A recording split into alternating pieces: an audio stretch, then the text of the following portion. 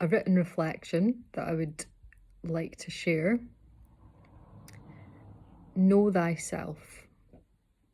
We can only meet others to the depth we have met ourselves. If we are holding space for others to express from a place of authenticity and vulnerability, we need to be able to recognize the cues in their communication which point to where additional support is needed to facilitate supportive conditions and perhaps empower them with additional skills needed to be able to express themselves as they wish. If we haven't explored this kind of work ourselves and actually had to navigate discomfort, uncertainty, wavering confidence, self-censorship due to feeling unsafe to be visible and heard, perhaps for fear of consequences, then we fail to recognise the range of subtle communications that present themselves in the space that is filled by what their body language is saying. And then what the poignancy in the choice of their vocabulary is when they do finally decide to speak. What the inflection and the tone of their voice says about their physiological state and how much hypertension is in the body.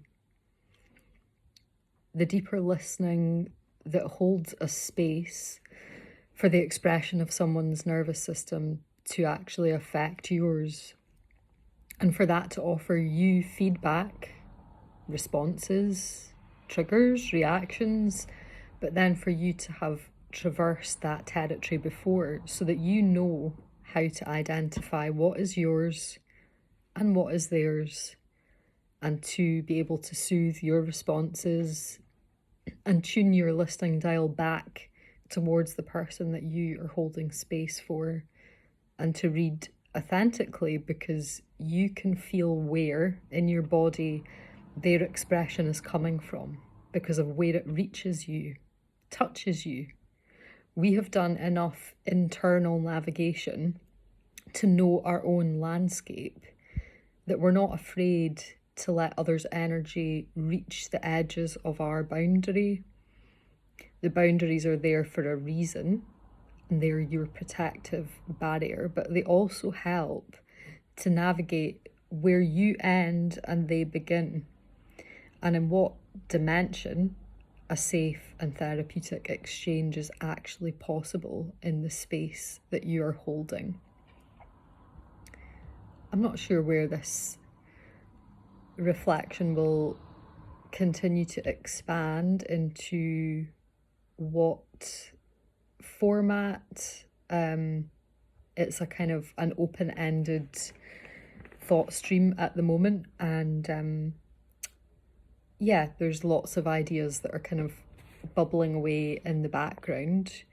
But yeah, I would love to hear what your experiences are in a space of facilitation, whether that is in a educational role, if you're in a helping profession, whether you are required to engage in a deep empathetic listening in your work life, in your personal life.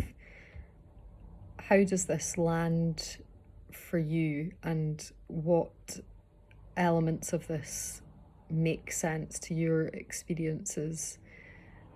Please do join in the conversation. And yeah, I will speak to you all again soon.